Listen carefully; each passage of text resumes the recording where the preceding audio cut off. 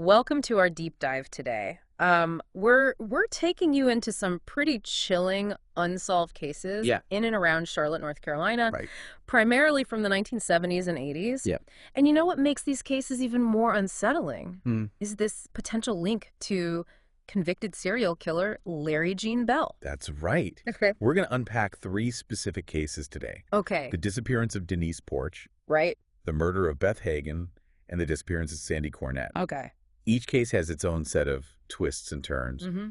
but that possible connection to Bell, Yeah, weaves a thread of unease through all of them. it really does. Yeah. Let's start with Denise Porch's case. Okay. I always think about this one detail. Okay. Imagine getting a phone call Uh-huh. and hearing a voice say, "I hate to tell you this, but your wife's dead." Oh, wow.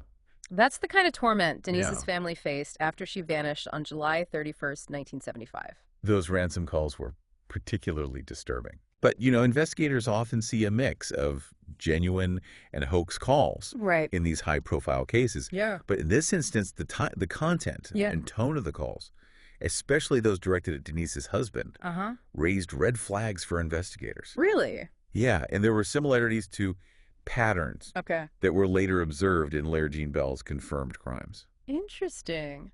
Okay, so let's rewind to the beginning. Okay. It's a hot summer day in Charlotte. Mm-hmm. Denise, who is 21, is working as a resident manager at her apartment complex. Oh. Her husband, Dean, comes home from work, Oh. and he finds the TV and AC running, but Denise is nowhere to be found. Right. Her purse is still there, which is unusual for her, Okay. but a set of apartment keys and her notebook Mm. for tracking vacancies are missing. It's the kind of scene that instantly makes you think something's wrong. Right.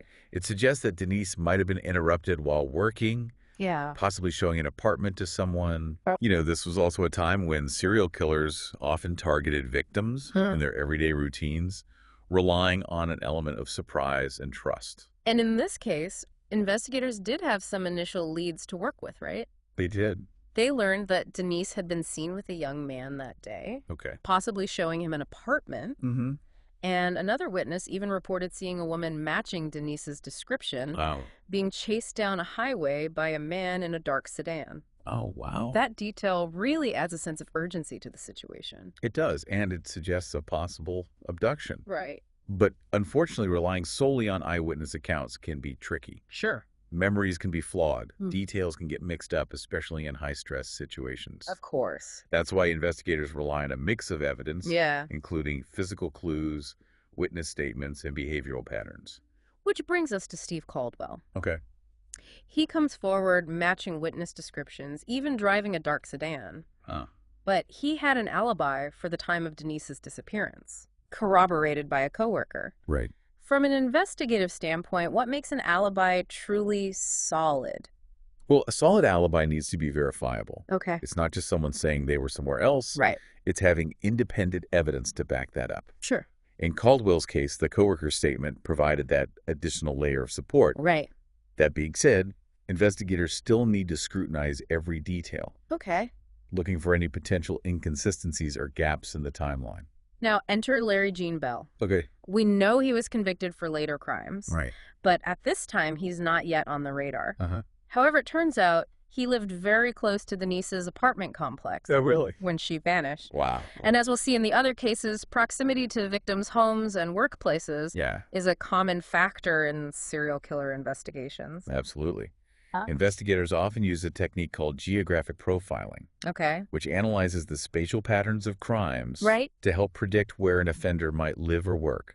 So the idea is that... The idea is that serial criminals, especially those who abduct victims, tend to operate within a comfort zone, an area they know well Yeah. and feel a sense of control over. Okay, so Bell, living so close to Denise's apartment complex, raises a red flag, even if it's not conclusive evidence. Right. But the question is, was he involved in Denise's case? Yeah. Or is there another perpetrator out there who Right. might have been operating in Charlotte during this time? That's the mystery we're trying to unravel. Yeah. It's important to keep an open mind, all possibilities, Sure. and avoid tunnel vision. Okay. Just because Bell fits certain aspects of the case Right. doesn't automatically rule out other potential suspects. Right. Investigators have to examine each piece of evidence carefully and avoid jumping to conclusions. Let's move on to our second case, the murder of Beth Hagen. Okay. This one is particularly difficult because we're starting with so little information. Right. It's August of 1980 when Beth, who was just 17 years old, disappears. It wasn't until months later, in December, Wow. that skeletal remains are found in the woods south of Charlotte. Oh, wow. Based on an electrical cord found with the remains. Mm-hmm. Investigators believe she was likely strangled. It's like starting a puzzle with half the pieces missing. Yeah. Unlike Denise's case, where we had witness accounts and those chilling ransom calls, Beth's case is shrouded in uncertainty. Right. The lack of information about her disappearance makes it extremely challenging to establish a timeline, identify potential witnesses, or even determine a motive. And that's where you, our listener, come in. Yeah. We need your help with this one. Yeah. What details stand out to you about Beth's case so far? Mm-hmm. What questions would you ask if you were leading this investigation? Right. Sometimes a fresh perspective, unburdened by assumptions, can reveal crucial insights. Exactly. We're all in this together, trying to piece together the fragments of these cases and see what emerges. Yeah. Perhaps you've noticed something we haven't? A detail that seems insignificant on its own, but could hold the key to unlocking a new avenue of investigation. Now I know what you're thinking. What about Larry Gene Bell? Yeah. Just like with Denise, he lived relatively close to where Beth's body was discovered. But how much weight should investigators place on that proximity? Yeah. Especially given the limited information we have about Beth's case. That's a crucial question. Yeah. Proximity is a factor, and in Bell's case, a recurring one. But it's not enough to definitively link him to a crime. Sure. Investigators would need to consider other factors. Okay. Such as whether Beth's profile aligns with Bell's known victims. Right. And if there are any behavioral patterns that match his established M.O. Let's define O for our listener. Okay. What does that mean in the context of criminal investigations, and why is it so important in cases like these? OMO stands for modus operandi. Okay. Which is essentially a criminal's signature way of committing a crime. Okay. It's the pattern of behaviors, methods, and choices they make that distinguishes their actions from others. Right. In serial cases, identifying an MO can be crucial for linking seemingly unconnected crimes and narrowing down potential suspects. So in Beth's case, investigators would be looking for any similarities to Bell's confirmed crimes. Yeah. The way he targeted his victims, the types of locations he chose, any unique aspects of the crime scene, or even the way he interacted with the victims' families. Yeah. Those patterns, if present, could be crucial pieces of the puzzle. Absolutely. You know, it's important to consider the context of these cases, particularly for Beth's. We're looking at Charlotte in the early 1980s. Right. Were there any specific factors in the city's environment back then that might have contributed to a young woman's vulnerability? That's a great point. The world was a different place back then, especially in terms of awareness and safety for young women. We didn't have widespread internet social media or even the level of personal safety consciousness that we do today. Imagine a time before cell phones, widespread personal alarms, or even the readily available advice on personal safety that we find online now. Yeah. Young women may have been more trusting, less aware of potential dangers, and less equipped to protect themselves. And how about investigative techniques back then? Yeah. We've talked about the lack of DNA profiling as we know it today. Right. But what were some other limitations that investigators might have faced in the 70s and 80s compared to what's available now? Think about trying to track down a suspect without the benefit of security cameras, license plate readers, or easily accessible databases. Right. Information sharing between agencies was often slow and fragmented. Wow. It was a much more analog world, relying heavily on shoe leather, detective work, paper trails, and word of mouth. So could a case like Beth's, with its lack of information and witnesses, have fallen through the cracks, so to speak, simply because the tools and resources weren't there to properly investigate it? It's certainly a possibility. Yeah. Cases with limited physical evidence or witness testimony often relied on circumstantial connections, like proximity or behavioral patterns. Yeah. But without the technology to quickly analyze and cross-reference information, potential leads might have been missed or overlooked. Let's shift our focus to Sandy Cornet's disappearance. Okay. This one starts with a particularly perplexed detail. Yeah. A disappearance with no sign of forced entry, but with specific personal items missing. It's November of 1984, and Sandy, who is engaged to be married, vanished from her home. Right. Her fiancé finds her purse, emptied work papers scattered about, and her credit card missing. Okay.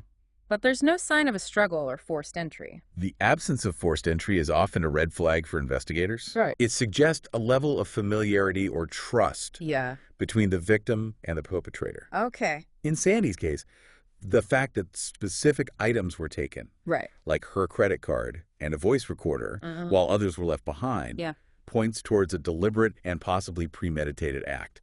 It's almost as if the perpetrator wanted to control the narrative, leaving specific items to mislead investigators or create a certain impression. And then there's the credit card usage after Sandy's disappearance. Witnesses describe a couple using her card with the woman matching Sandy's description. That detail adds another layer of complexity. Yeah. Was Sandy coerced into using her own credit card? Right. Was she being held against her will? Right. The sudden stop in credit card activity after a few transactions raises serious concerns about her well-being and suggests a possible escalation in the situation. And here's where the Larry Jean Bell connection surfaces once again. Okay. It turns out he actually knew Sandy. Oh, really? He had even been to her house for a party a few years prior. Wow. And just like in Denise's case, Bell lived relatively close to Sandy's home at the time of her disappearance. That proximity, coupled with his prior acquaintance with Sandy, definitely makes him a person of interest. Yeah. But it's Bell's own statements about Sandy's case that really send chills down your spine. Really? He claimed to know something about her disappearance, saying that God would eventually allow him to reveal her location. Wow. He even offered a specific detail, saying that when Sandy was found, her hands would be folded as if in prayer. That detail is incredibly disturbing, especially considering that his confirmed victims, Sharius Smith and Dira Mae Helmick, were both found posed with their hands folded in that exact way. It's a macabre signature that links Bell to those crimes. But without concrete evidence connecting him to Sandy, it remains a haunting possibility. And then we have the story of those two hitchhikers who came forward years later claiming that Bell confessed to them about dumping 2 bodies down a well. Wow. Why would they wait so long to report such a thing? And could one of those bodies have been Sandy's? That delayed reporting is definitely suspicious. Yeah. Some might see it as an attempt to gain notoriety or profit from their association with a notorious serial killer. Sure. But what if there's a sliver of truth to their story? Could they have been afraid of Bell?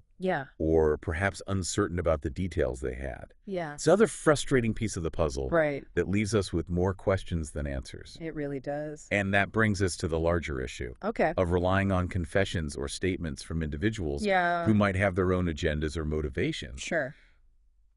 Investigators have to carefully assess the credibility of such claims, looking for corroborating evidence or inconsistencies that might reveal the truth.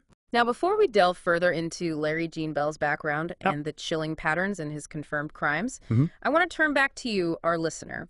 Given what we've learned about these 3 cases so far, is there anything that particularly stands out to you? What would you focus on if you were leading this investigation? Remember, even the smallest detail, the one that seems insignificant or out of place, could hold the key to unlocking these mysteries. We've been carefully examining the details of these Charlotte cases, but we're, we're dealing with real lives, real families who have been left with unanswered questions and a profound sense of loss. That's why it's crucial to approach these cases with both empathy and objectivity. We can't let the sensational aspects overshadow the human cost of these crimes. Behind every unsolved case is a network of loved ones who deserve answers and closure. Let's talk more about the investigative challenges. You've mentioned advancements in DNA technology. How might those advancements be applied to these cold cases, especially those like Beth's, where physical evidence might be limited? DNA technology has come a long way.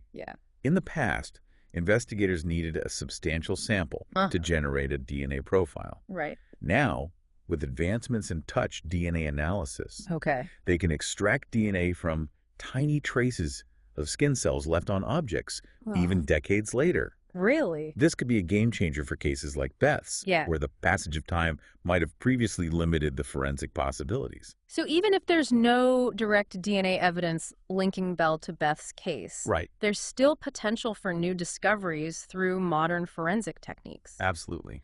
And what about the well-mentioned in connection with Sandy's case? Yeah. Could advancements in ground-penetrating radar or other technologies help investigators re-examine the site and search for potential remains? Absolutely. Technology has provided investigators with an arsenal of new tools. Right. Ground-penetrating radar can detect anomalies beneath the surface, potentially pinpointing areas of interest for excavation. Wow. And advancements in forensic anthropology and archaeology allow for a more precise and thorough examination of any remains that might be found. It's almost like having a second chance to investigate these cases, armed with knowledge and tools that weren't available back then. Exactly. But technology aside, there's also the power of collective memory. Yeah. And the potential for new witnesses to come forward. Right. How might the increased public awareness surrounding cold cases, fueled by podcasts like ours and true crime documentaries, impact these investigations? Public awareness can be a double-edged sword. While it can generate valuable tips and leads, it also runs the risk of creating false memories or encouraging individuals to embellish their stories for attention. Yeah. Investigators have to carefully vet every piece of information that comes in, separating credible leads from noise. That makes sense. It's about finding the right balance between harnessing the power of public interest while maintaining the integrity of the investigation. Absolutely. Now, before we wrap up, I want to take a moment to acknowledge the victims at the heart of these cases. Denise Porch, Beth Hagen, and Sandy Cornet. Their stories, though shrouded in mystery, deserve to be remembered. They do. And their families deserve our continued support. It's important to remember that these are not just names on a case file. They were daughters, sisters, friends. Individuals with hopes, dreams, and lives cut tragically short. Absolutely. Their stories serve as a reminder that the pursuit of justice must be relentless, and that even in the face of unanswered questions, we must never stop seeking the truth. And if any of our listeners have any information related to these cases, no matter how small or insignificant it may seem, please don't hesitate to contact the authorities. Please do. You can find contact information for Charlotte Crime Stoppers on our website. Sometimes the smallest detail can be the missing piece that cracks the case wide open. It really can. Thank you for joining us on this deep dive into these complex and compelling unsolved cases. We encourage you to continue the conversation, share your thoughts, and remember, even in the face of uncertainty, hope persists.